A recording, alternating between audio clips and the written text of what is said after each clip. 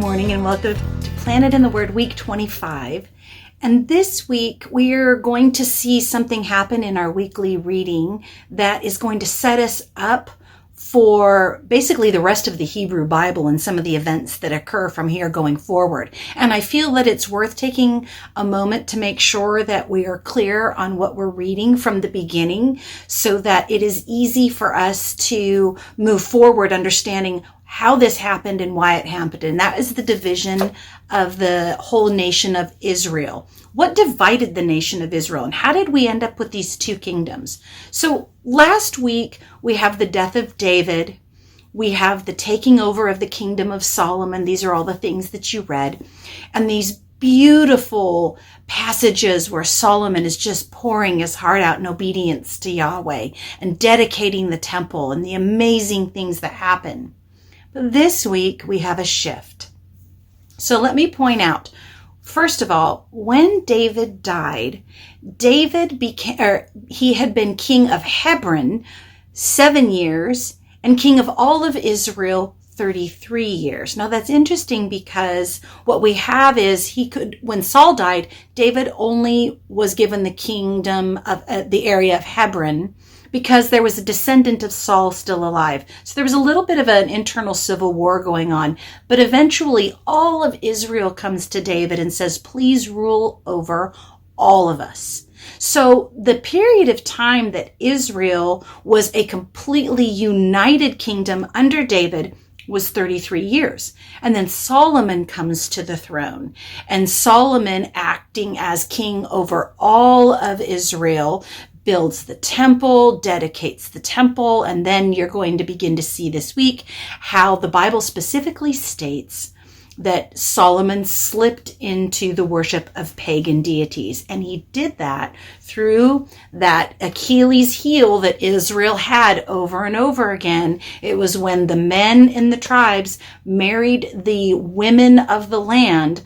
The women brought in their pagan deities and were able to then begin to raise up children that also worship these pagan deities. And we have this rise of the worship of Ashtoreths and the Ammonite god of Molech, which was involved a lot of blood sacrifice, children, innocent blood. God really hated the Ammonite deities and the way that they were worshipped.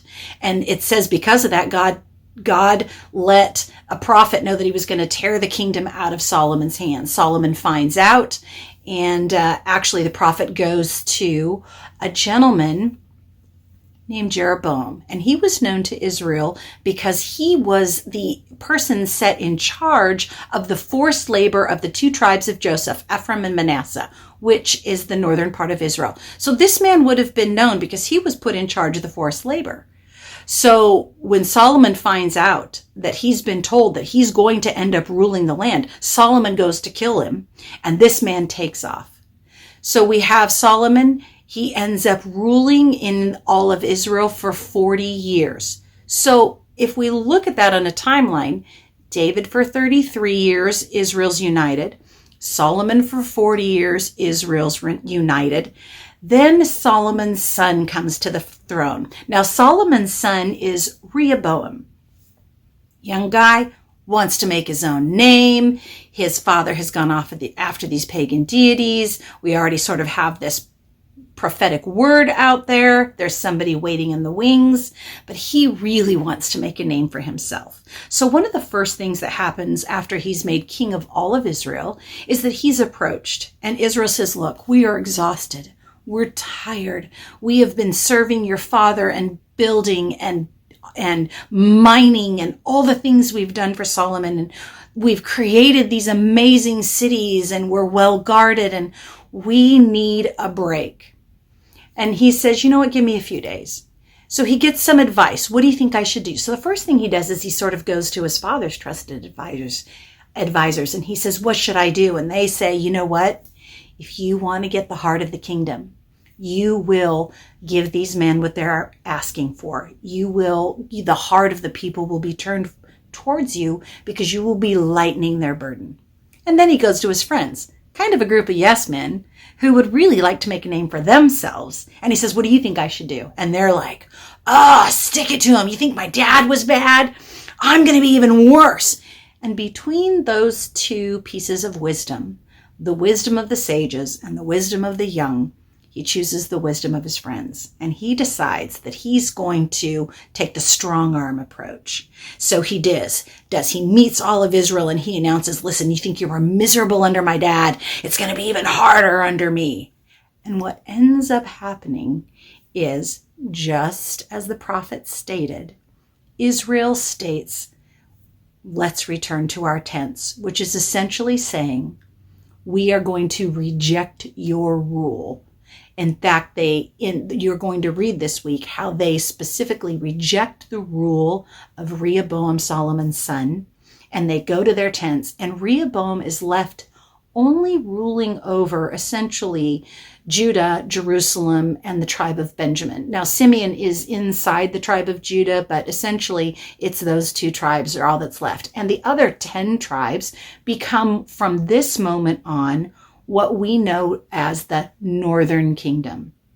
Now, that Jeroboam guy returns, just like the prophet said, and because he was already known as the leader over the forced labor in Ephraim and Manasseh, he's probably a pretty sympathetic character. It's pretty easy for him to come in and go, look, I've already been sort of leading you, and now that I have the ability to lighten your load and we're out from underneath the rule of Judah and the son of Solomon, I will rule over you. And he ends up taking the 10, what we know of as northern kingdoms, and uniting them. So we have Israel divided. A couple of things I'd like to point out. Israel was only united under 2 kings for 73 years. That's all it lasted. David and Solomon. And from this point forward, we have in your Bible, as you're reading, and this is why it's worth spending time on, the division. It will say, and the king of Judah was, and the king of sometimes it says Israel, or sometimes it says, notes them by Ephraim, but most often it'll say the king of Israel was, the king of Judah was. And what we have is these 2 timelines where this king rules here, but this king rules here. And this prophet was under Judah, but this prophet was under Israel. And we go back and forth and back and forth between these 2 kingdoms. And this goes on all the way until the year 732 BC, when Assyria comes from the north and wipes out all of the northern kingdom. The southern kingdom, Judah, is left standing until the Babylonian conquest in roughly 604 BC. But for a significant amount of time, the northern kingdoms are really conquered and taken away and never really come back and return like the southern kingdoms do.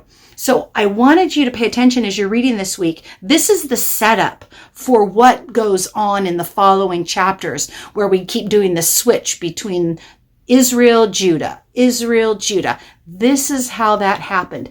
And it all happened because one man was not willing to release the pressure that his people were put under. However, what we really know is God said, because Solomon did not follow me with his whole heart and went off of after these pagan deities, now I'm going to remove the kingdom from his hands. So it's unfortunate, but really it always comes down to the hearts of Israel not following Yahweh to the fullest. I hope that gives you some insight as you move forward.